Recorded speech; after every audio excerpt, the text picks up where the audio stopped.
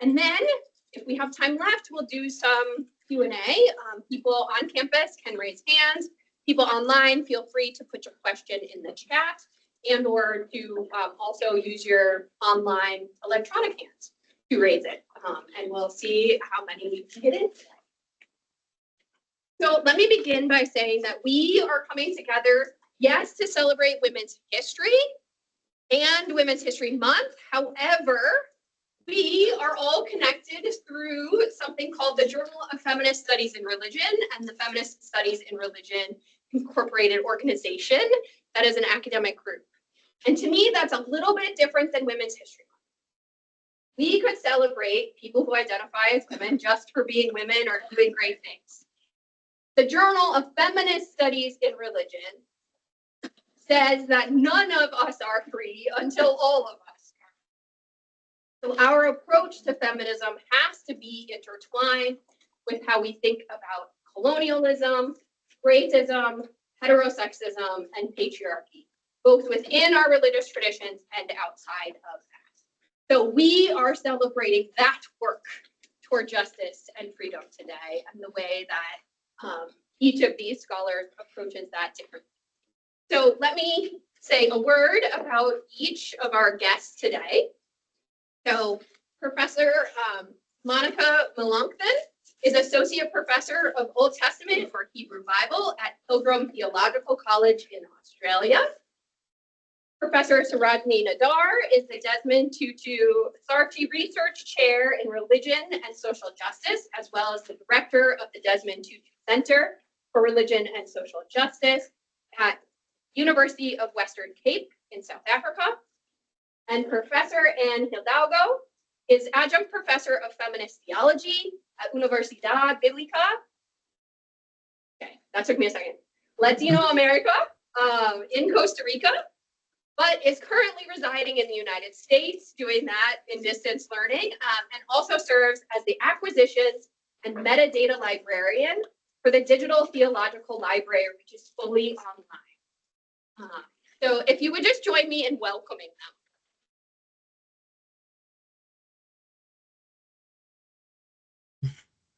I'll just say a short bit about the Journal of Feminist Studies in Religion. It is a channel for the publication of feminist scholarship and a forum for discussion and dialogue among people of differing feminist perspectives. So also we often say feminisms instead of just feminism.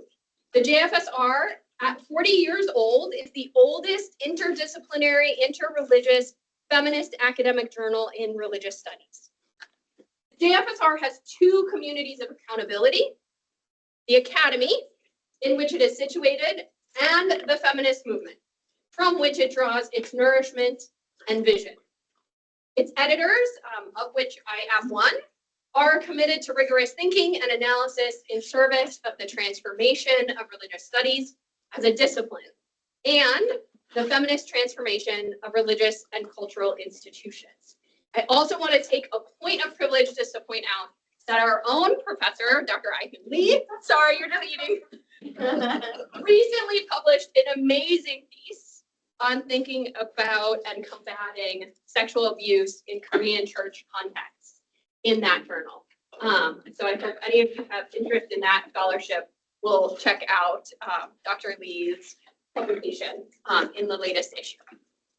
All right, so for our guests, the first question is, can you just begin telling us about your primary academic focus and how you chose it? And we did not predetermine an order.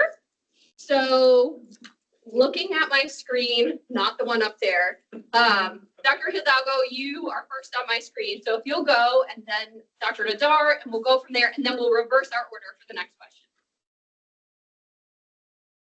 Okay, hi everyone. Thank you so much for the invitation to participate in this fantastic event. It's so nice to be with you and to be part of this conversation. So primary academic focus.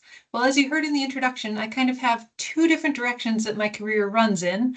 On the one hand, I'm a specialist in Latin American Christian feminist theology. And that's my work with the Universidad Bíblica Latinoamericana. So there's that section, and then there's also the library section. And I'll mention that only briefly to say that I do work for the Digital Theological Library that provides academic resources in religious studies to institutions all over the world. But we also have a project in open access. So if you have folks who are interested in religion and would like to be studying it, please send them to the Open Access Digital Theological Library. You can just go to the website and use any of the resources there. It's not, you don't have to belong to anything. You don't have to sign up. So sorry for the little commercial, but back to the more properly academic theological stuff. My interests are where at the intersection of religion and culture. And really, I don't think there's a way to pull those apart. I think they're so tightly intermeshed that it's just hard to be able to separate. And that's what interests me the most.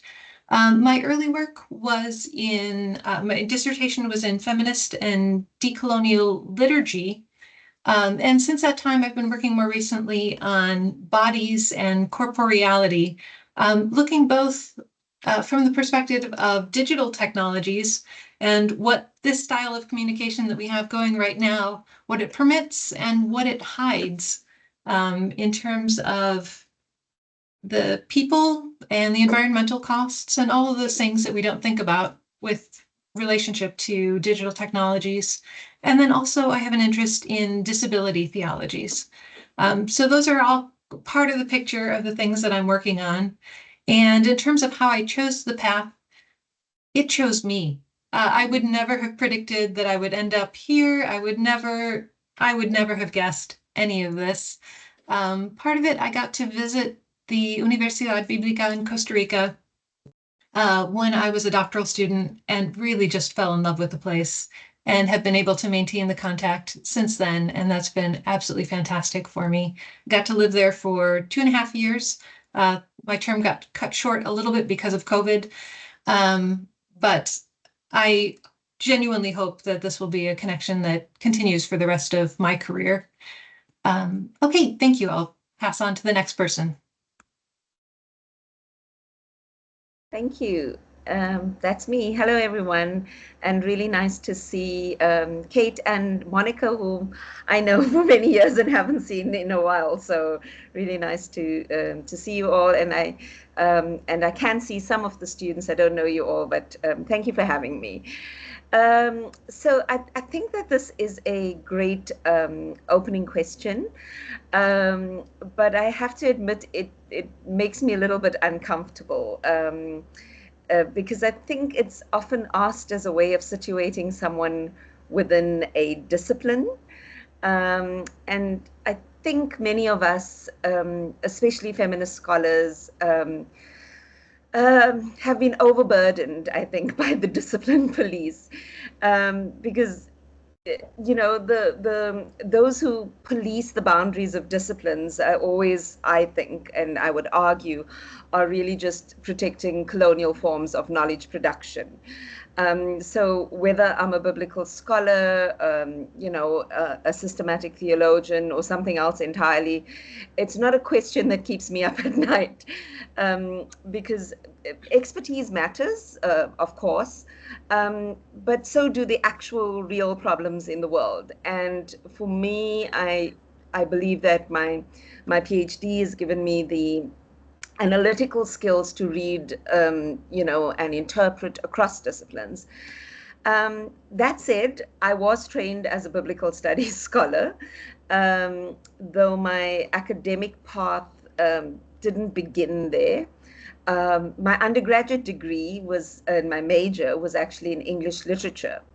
And so for me, moving into biblical studies was a natural extension of my training in textual analysis.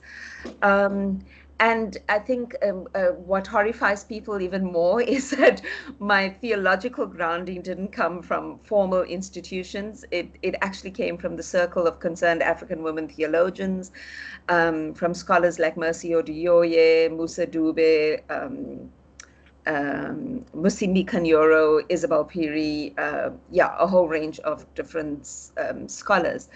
So across my work, whether it's in theology, ecclesiology, biblical studies, more recently pedagogy, the central thread has always been gendered violence. That has been the focus of my work. So whether that's physical or sexual or epistemic. I study how religious beliefs and norms shape, I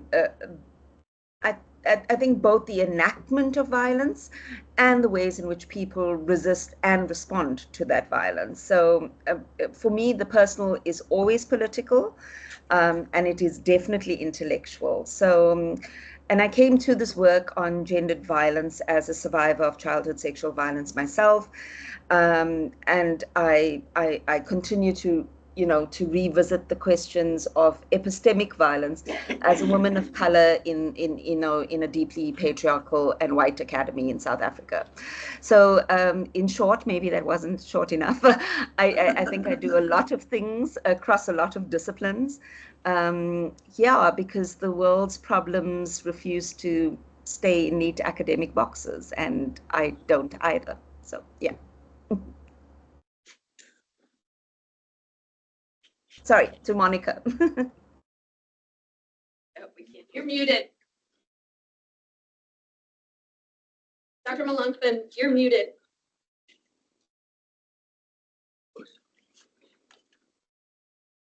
Okay. Can you hear me now? Yep. Okay. Thank you. Thank you to the organizers of this event, to Tehil and Dr. Otto, for the invitation to be here.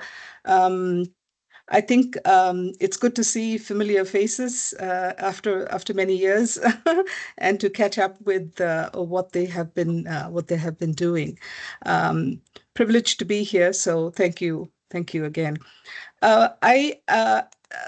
When reflecting on this first question, I thought, at the risk of showing my age, I should begin with saying something about how my own journey in theological education actually began. I am the oldest of 4 daughters, and my father kind of determined that I would do theological studies and follow in his footsteps. And that's what brought me into theological education. And I do remember very clearly the struggles with being female in a predominantly male student body, and the lessons we all learned from the experience. I was at a theological institution where the doors to the women's wing were locked at 10 p.m. And my question at that time was, who were we being protected from, and who was being protected from us? This was in the late 80s, and I do not remember doing a single unit of study that addressed women's lives or feminist theological contributions. And this was the time when early works by feminist authors like Letty Russell, Shusla Fiorenza, Rosemary Radford Ruther were making the rounds and being cited in other forums. But within the theological institution, we didn't hear about them. And we were a very small group of diverse women, linguistically, culturally, confessionally, and we were all quite conscious of our gendered lives. And the word feminism or even rights were rarely used when we negotiated our place, our space, and our voice within the theological fraternity. We were very aware that the privileges we had as women students was not equal to that of our male counterparts. And these early and varied experiences in a theological college, in a way, were formative to help us shape our perspective and determine our approach to theological education as a whole, but more particularly to our different disciplines of interest. My primary focus in theology is biblical studies, more particularly the Hebrew Bible. It was a time when there were no women teachers teaching Bible, and I'm willing to be corrected, but I think at the time when I decided to go in for Hebrew Bible studies, I belonged to the Lutheran Confession, and there were no women in Hebrew Bible from the Global South. I studied at the Lutheran School of Theology, for those of you who do not know, and I was told that I was the first woman from the Global South who had come there to do studies in the Bible, in biblical studies. So I guess the growing awareness of my identity as a woman in conversation with culture, and experience, I realized that the Bible played a very important role, and I needed to find ways to engage with the Bible, because the Bible was also shaping women's lives in my part of the world. So today, I would say that my work is primarily one that is shaped by the fact that that biblical reflections and theological articulations should meet people at the point of their needs and struggles. And this is because I believe that our scriptures, our histories, and our traditions are open to critical inquiry. And my interpretation of scripture, tradition, history, culture, ideology is influenced by critical, intersectional, contextual, and liberative approach. And I'm most happy when I can produce reflections and texts that resist and counter cultures and languages of dominance, that exclude particularly the voices of the oppressed, or I'm able to bring voices that have been either rejected, ignored, or hidden to the attentions of the communities that I serve. So I read texts and traditions primarily from the perspective of the marginalized in India, and that is the poor, the women, and the Dalits. And this approach and perspective has shaped my pedagogy, my research, and my teaching as well, and participation in the ministries of the church. Thank you all. I think you've in some way, it's almost impossible to I think talk about your own work and how you came to it without also answering the second question in some way. So I'm gonna ask you just to add, if you would. In feminist studies and religion, we often talk about feminist theologies, plural, and feminisms, plural, rather than singular monolithic approaches. So why do you consider your work feminist? And what shifts or changes are notable from early publications in your field, teaching in your context, opportunities for study? We've heard some of that already. Maybe we can hear more of like, what's new now for each of you? And why don't we actually start? We'll just go through the middle then. Why don't we start with Sarojini, then Monica, then Anne? Great, thank you. So yeah, actually you can in my own work, I think you can trace how I've named what I do and my struggles with this. So I mean, I absolutely consider myself a feminist. I consider the work that I do feminist, and I'm not overly bogged down by endless debates about what feminism is or isn't. But I do take the concerns, and this is why I think it is so important that we name feminism in the plural, because I take the concerns about its limitations seriously. But feminism isn't a singular a monolithic thing. There are feminist theologies, feminist movements, and I think a long history of contestation in any case about feminism. For me, I think one of the most pressing concerns has always been the way mainstream feminism has often been perceived, and in many cases has actually functioned as a white middle class women's movement. And so I'm deeply invested in the intersections of race, of class, of culture, within feminism and within our movements for gender justice. Chandra Mohanty, the Indian feminist scholar, said already, I think in the 80s, that beyond sisterhood, there is racism, there is colonialism and imperialism. So I know and I'm certain that we are not all sisters under the skin. And so I've been taking that quite seriously in my work. And this awareness has shaped how I've named and understood my own feminist commitments.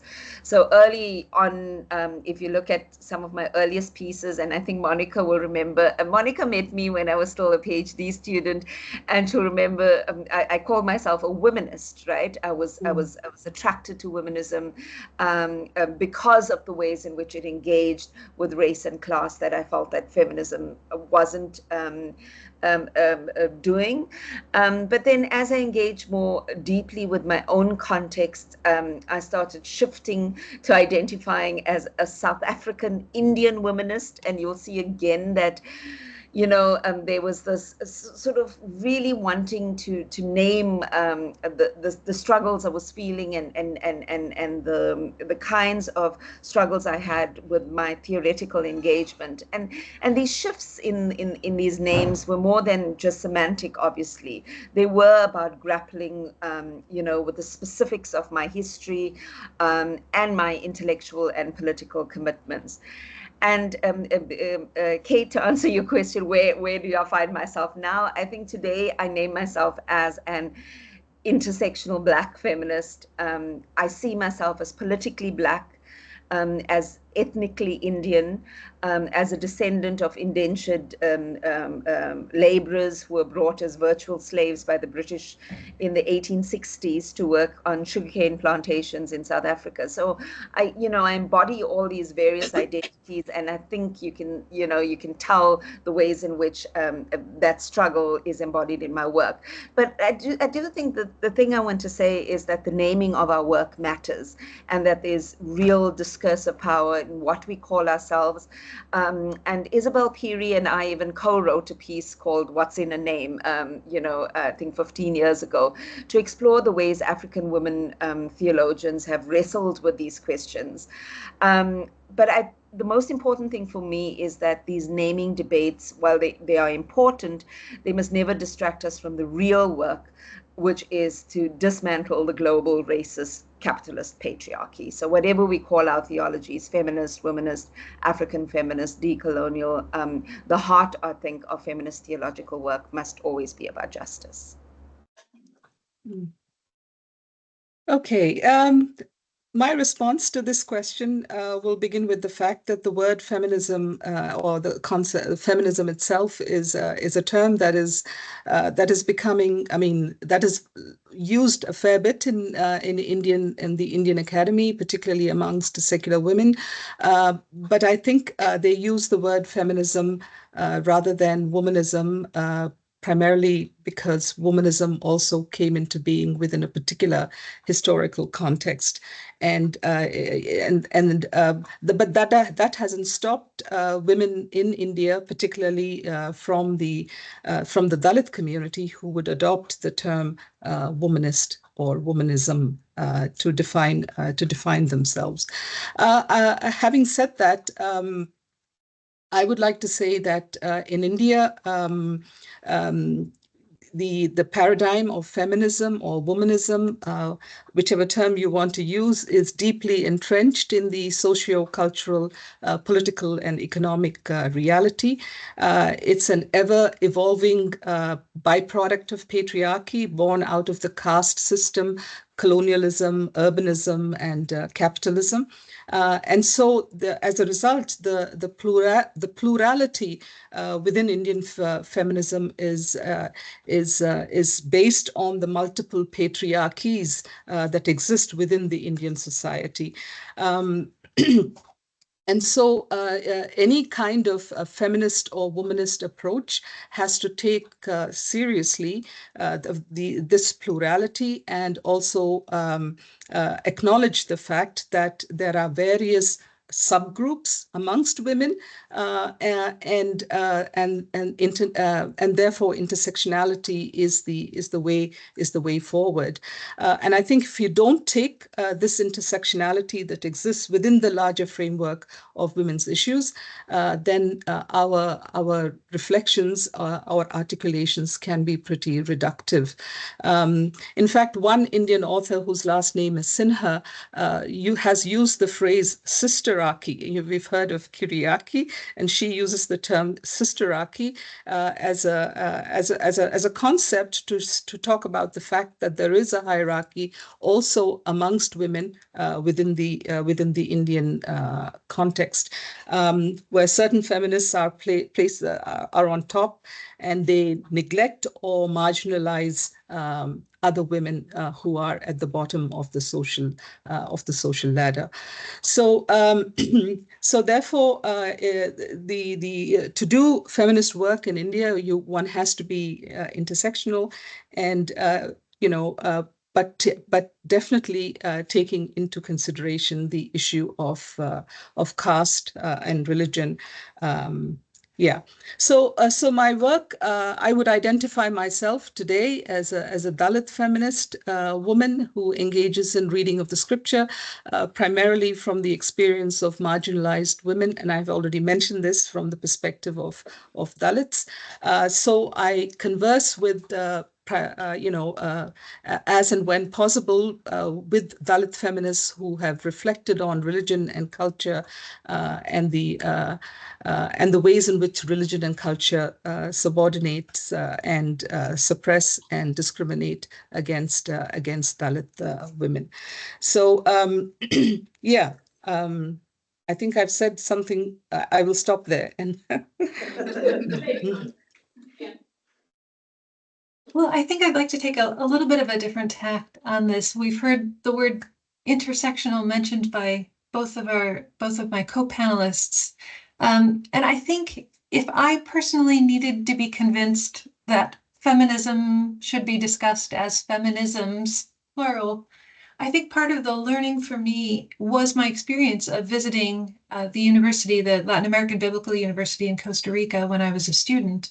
And that institution draws in students from all over Latin America and the Caribbean. And it's easy to imagine in a classroom, oh, well, the women will think X about this topic, the men are more likely to think Y about this topic, or whatever. And immediately I realized that the situation is so much more complex in terms of people's identities and where they come from and what their loyalties are, what their priorities are, what their personal experiences are. And I think it is precisely that point of intersectional, not only issues of gender, but issues of socioeconomic class, issues of race and ethnicity, issues of ability, issues of citizenship status, which is a very pertinent issue in Latin America right now, with people as refugees from Venezuela, for example, people trying to leave Nicaragua, whether or not they have official permission to do so. All of those questions really deeply impact the way students in a classroom are going to see any particular issue. And I sometimes wish, being here in the US now, talking with people who are quick to dismiss what I do and think, oh, well, that's not important, or that's not real, or, well, that's nice for you. If they could have just a moment sitting in one of those classrooms, hearing the different perspectives of these students coming from different places, they would see that the world is so much bigger than what they believe. I think that has the ability to change hearts and minds in a way that maybe our academic work, for all its value in its own space, doesn't necessarily get to. So I wanted to mention that. And then in terms of recent changes, since the pandemic, the classes at the Latin American Biblical University have been largely virtual. And they've actually seen enrollment go up in that time. And so what that's telling me is that there were people who were interested in the study who weren't able to physically move to Costa Rica because they had family responsibilities, because they had jobs, because they just didn't have the cash to make that happen. And I think although people lament the lack of presence on campus and living together in the dorms and those kinds of things that you do get to experience when you're together, I think the other side of that is that we are getting to have folks participate in the academic discussion who previously hadn't been able to. And sometimes that's students who are calling in on a cell phone and using their precious cell minutes, but it is so important for them to be part of the class and part of that discussion that they will make huge sacrifices just to be able to be part of it. So that's my comment on what I've seen changing in the field recently. Thanks. Thank you so much for that. And some of that reflects our own experiences here, our experiences of remote students. But I also want to say that coming physically to an institution that is located in the United States often, and or not physically coming remotely into an institution located in the United States means we still, as much as we may try, often center what's happening in the United States and continue to center, if not US, definitely Western kind of theological approaches often. Again, trying to move beyond that, but not always. And so as we end our comments hearing from you, we have about 6 minutes. So I'm going to ask you to maybe pick one example so that the students can ask you questions. As Hill and I were talking about this and thinking about, okay, so Women's History Month, feminist work in religious studies, we wanted to make sure to ask you a question about these two communities of accountability. So obviously some of us have more than just two, but if we're lumping them into academic and activist, we're often seen as activists in our own institutions. Sometimes, Monica, as you said, just for showing up, being an embodied woman in those spaces, but also because of our commitments and our priorities. So thinking about the impact of global feminist movements on feminist studies and religion.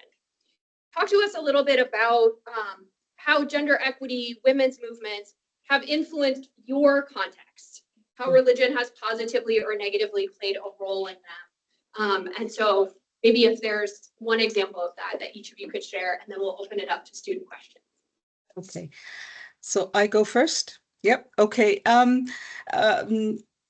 In India, religion seems like one of the hardest places or to achieve progress in women's rights. But although it is an area which is a tough battlefield, it is one of the most vital because religion plays such a predominant role in the lives of women in their everyday lives, especially among the lower classes. And you cannot think of a feminist movement that doesn't take religion seriously into account.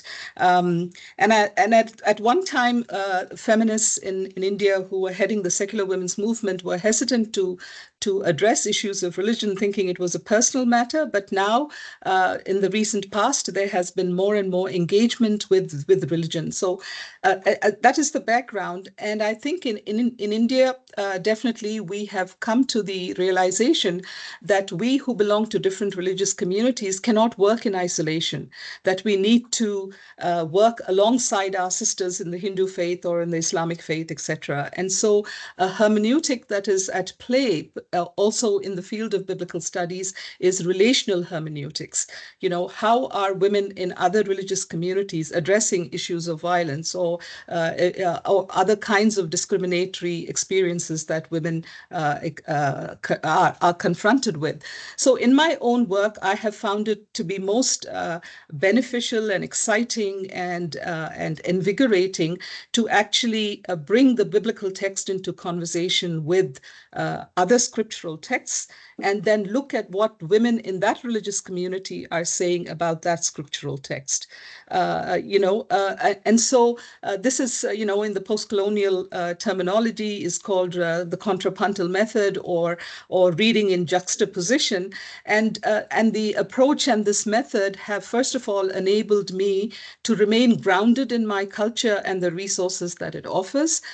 It has also helped me to showcase to the world that India too is a producer of literature. It's not just the West, that we have wisdom within our resources, which are beneficial for the benefit of the community. So one example of a paper that I wrote recently was reading Ezekiel chapter 16 alongside the stripping of Sita in the Ramayana.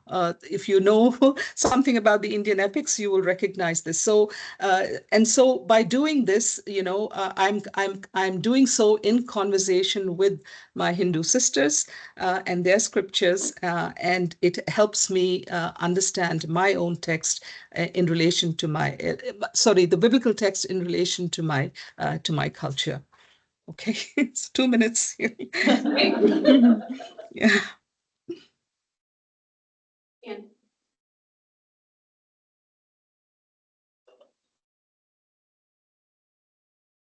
And you're up if you'd like to go. Oh, I'm next. Okay, sorry about that. Thank you.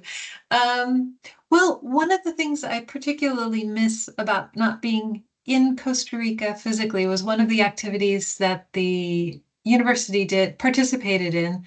Costa Ricans are big on their marches and public demonstrations. So November 25th, for the International Day of the Elimination of Violence Against Women, we would participate in a big march in downtown San Jose, that's the capital city. And then on March 8th, also for International Women's Day, we would participate. We did marches for environmental issues as well as part of our regular thing. And in order to prepare for that, usually about a week before, we would set aside a time that we would make our posters and banners and things. And it started out just do the artwork together and enjoy the space. And that has turned into a time of reflection. And we've been inviting in women from the community from different churches, whether they're pastors or leaders in different capacities who want to join us for the march, to come into that space with us and to make our posters together, make our banners, and to share their experiences and to talk about what these days mean for them and how that affects them, how they see religion and religious teaching intersecting with the realities of violence against women. And then we go to the marches with thousands of people who are there from all kinds of different groups and activist groups and university groups, and everybody's got their stuff and their gear and they're chanting and they're shouting their slogans and their things. And there are quite a number of the feminist groups who have posters that are very critical of religion and are critical of the alliance that they see between conservative religious positions and Costa Rican politics. The conservative voices are very loud there in that kind of socio-political conversation. And you see a lot of critical comments and posters and things saying religion is bad, religion is what's holding us down, religion. And then they look at us and we've got that big banner that says Latin American Biblical University, and we're holding little signs saying, las pastoras marchan también, the pastors, the women pastors are marching too, and las teólogas, the theologians are marching too. And we've got the signs and they're so surprised. Like, we haven't heard these voices. Where have these voices been in the public conversation? The only message they hear publicly are the conservative ones. So to me, that is a sign of how much work needs to be done. But it was always a really exciting moment there when somebody was willing to engage with us. Well, why are you here? Who are you? Where did you come from? Why are you part of this? And being able to share that is one of my particularly favorite activist memories from the time that I've spent in Costa Rica. Thank you. So last year, the Anglican Church in Southern Africa, at their synod, they refused to pass a motion to offer prayers for people engaged in same-sex relationships. And so and there was so much anger and so much people were so upset about this, and we have a feminist group, a WhatsApp group, and everybody was like, they can't believe that they've done this yet again. And in that moment, and in conversing on that WhatsApp group, I said it feels like a Kairos moment. And for those of you who know the Kairos movement in South Africa, the Kairos document in South Africa, it was a key document in the anti-apartheid movement, and so through our conversations, I was inspired to write a queer Kairos document that then got circulated, and people started using it as a discussion document in the churches. Really pissed off the church, but I mean, I do hold the Desmond Tutu chair, so what's my job if not to piss off the church? But so that was one example. But I also wanted to say that my book that is just coming out soon, hopefully, called Gender Genocide Gaza, reading the book of Esther as a text of terrorism. I've also noticed the ways in which within the feminist movement as well, how fragmented we are on the question of Palestine. And so I think you might have heard, the Progressive Accept Palestine, the PEP acronym. And so I think a lot of our activism also has to be directed inward into the feminist movement itself. And just to say finally that it's great that we find ways to make our academic work accessible in other formats, in activist spaces and all of that. But I just want to say, especially to the students, that this is exhausting work. And it really does take such an emotional toll on our bodies. And this is why I think a lot of Black women die early in academia, because, so don't underestimate the kind of toll that doing activist work takes on your body. So yeah, be gentle with yourselves. Thank you so much, all three of you. We now have some time for questions. I'm sure you have noticed online that I've been trying to keep up with all of you and put everything in the chat possible for mentions of other scholars, of resources. So those of you who are on campus, hopefully you got also the link. If you didn't, maybe I'll share that out so that you can follow all these resources that have been named that we have kept track of in the chat. So, questions? Also, can you be loud and say your name when you introduce yourself? Thank you so much, everybody, for the insights. I did have a question for Dr. Wellington, and I'm Hannah Injamuri, a PhD candidate in Christian education. And my question is, how do Dalit feminist theologians and intersectionalities play out in global context, especially if religion and caste is an issue in India? Then how about the Dalit Christian feminists living predominantly in Christian or white contexts? How do they embody this Christian theology? Yeah, I live in the diaspora too, since I live in Australia, and I think the insidious nature of caste is that it travels. There are no borders that can restrict it from travel to other contexts, and cast its evil influence on Indian communities, and I think there is a fair bit of attention being given to the issue of caste amongst Indians in the United States, and there are many platforms and forums, mostly secular in nature, that address the issue of caste. But also now within the United States, there are several prominent Indian scholars who are working in American institutions, but still writing and engaging with the issue of caste. So therefore, I think the work is not done, and these theologies that are being written both in India and by diasporic scholars are significant contributions being made to understand caste as a phenomenon, not just in India, but also within the diaspora. So there is a place for it.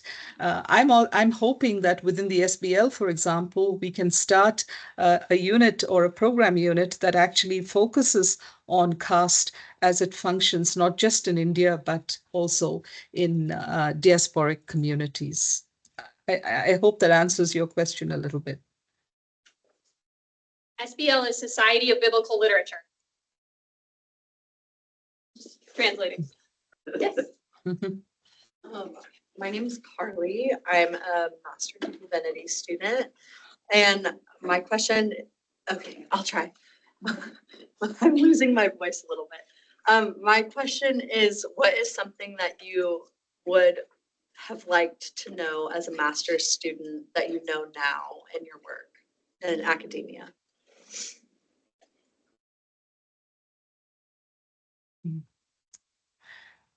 Okay, I'll go first. I wish I had teachers who would have introduced me to the resources that exist within my culture.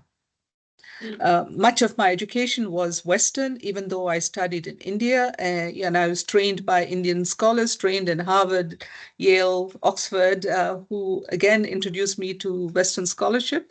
And I think part of the struggle I had to go through when I started making a commitment to working as an Indian woman on the Bible, and to in some ways authenticate my work and make it different from what Western scholars are saying, I had to embark on a search, on a journey of discovery, because I don't know what existed within my own culture, because I was sheltered from it by virtue of the kind of education that I received. So I wish some of the seeds of that kind of work was sown early on in my formation as a theological educator.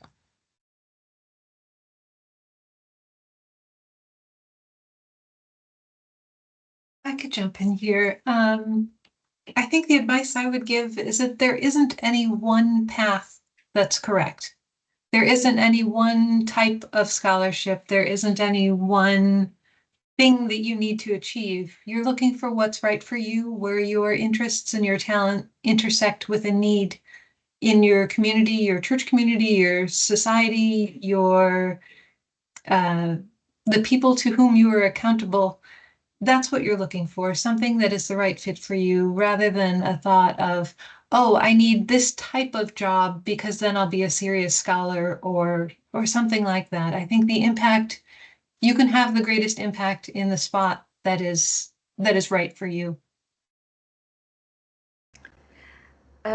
I am hitting a complete blank, and I'm asking myself why. Why can't I remember my master's? It has something to do with the fact that I registered for my master's degree 2 weeks after my son was born. Maybe that's something. Don't register for a master's degree 2 weeks after your son is born, because it's all a blur.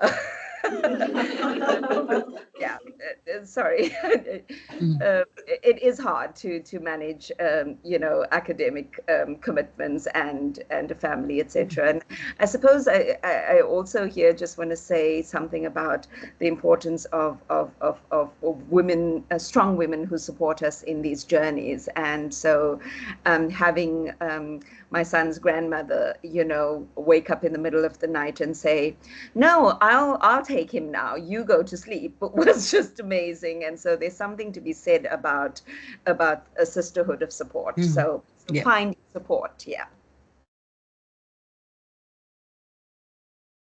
Can you hear me okay? Am I speaking loud, or do you want me to go louder? Okay. Thank you so much. This was such a blessing. And for context, my name is Madonfa. I'm a first year MDiv student. And my question to all of you is that, Professor Nadar, you mentioned at the end about being gentle with our bodies.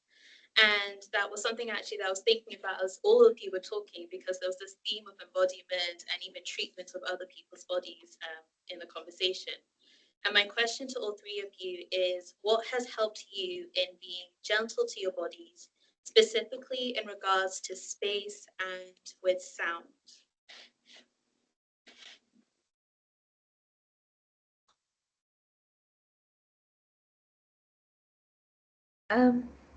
Maybe I can go first. You know, it's really hard, and I think that we have to start talking about our bodies more. I'm going through menopause at the moment, and oh my God. Why don't we talk about everything? We just like, oh, it must be the end of your life if you're having menopause at the moment. I mean, it's summer here in South Africa, and I've got the fan on, and I'm, you know, the heat. But I think what has concerned me about this talk about being gentle with our bodies is the ways in which the wellness industry has commercialized that and commodified that, and so everybody and their dog are talking about hashtag self-care, and it's usually for spoiled brats actually who have had self-care their whole lives and now think that getting a manicure or a pedicure or whatever is about self-care. And so when I talk about being gentle with our bodies and taking time out, it's not that kind of self-care that buys into this commodification, though it is nice every now and again to get a massage to confess. But I do think it's about taking our bodies seriously and building rest into our schedules and building rest into you know, the ways in which we do things. And oh my goodness, this is also my menopausal brain. I forget her name now, but there's a book called Rest is Resistance. Yes. You know this? Yes. Yes. Yes. Yeah. You know what I'm talking about. So check out that book. I think it's just life transforming in terms of how we care for our bodies, especially for those of us who come from traditions or come from you know, backgrounds of slavery and having our bodies being used in particular ways, etc. I think this book is transformative. So yeah. Yeah. I'd like to say that you know, the term self-care was something new. I heard it for the first time when I came to Australia 12 years ago. The concept of self-care is not something that that is talked about amongst Indian women. You know, we are so it took a little while for me to think about what that meant for me. You know, and I guess. By virtue of where I am located at the moment, I'm bombarded with the requests to do this and to do that and to speak here, speak there, write. And I tell you, I miss a lot of deadlines because I say yes, and then I just don't have the space, either mentally, you know, or spiritually, to be able to meet those deadlines. And then I put myself into a lot of trouble. So even though at this age, I still struggle with how to find time for self-care, how to find, you know, make space for myself in the midst of family responsibilities and work-related responsibilities. So I think it is something that we each have to work out for ourselves, and that find ways to rejuvenate from the tiredness that fills your bodies because of the constant demands that are made on us as women and as women academics. And I think when you're starting your career, you want to make a name for yourself, you want to be recognized, and you say yes to everything. But I'm also of the opinion sometimes I say yes because if I don't say yes, then maybe no other Indian, you know, will be asked, and that voice is lost. And I realize now that I cannot put that pressure on myself anymore. I just can't can't do it.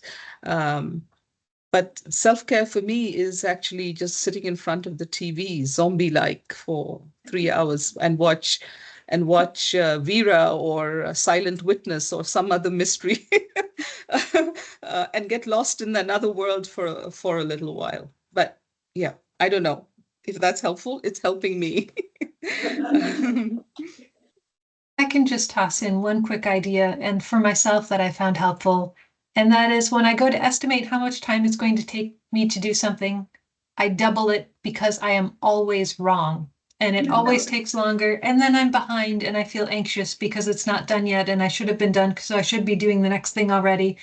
And learning to schedule myself and just knowing that I take a longer time to do things has been really helpful in helping me reduce my anxiety level as I go about my ordinary days. Thank you all for those answers. I also want to say that the Dean of Student Life has also reminded me that we have a running club, a yoga club on campus. There are other ways to take care of your bodies here while you're together. So we have one question in the chat, and I believe Emma had a question. Because of time, we have to stop. I'm so sorry about that. I hope maybe we can find another time to do this again. Perhaps we can figure out a time when Dr. Malangfan does not have to be up, I think at 4 a.m. To join us. Thank you so much. I do want to say, I'm putting it in the chat, the Journal of Feminist Studies and Religion publishes work by students as well. We actually have a new Scholars Award. We have the Katie Geneva Cannon Award for folks who are doing work in the traditions of womanist theology and ethics. So please look at it. We publish poetry. We publish work called Living It Out, this activist experience, as well as academic articles.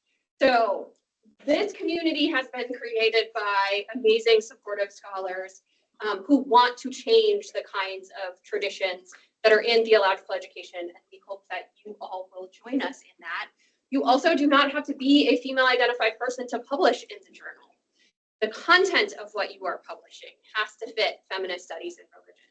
So everyone is welcome to publish. Nidahel, do you have anything else you'd like to add before we close? No, I think we're good. Thank everyone for coming. Thank you all so much. Thank you so much. Thank you.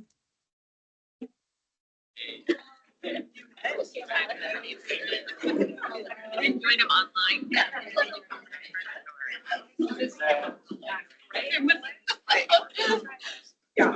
There will be more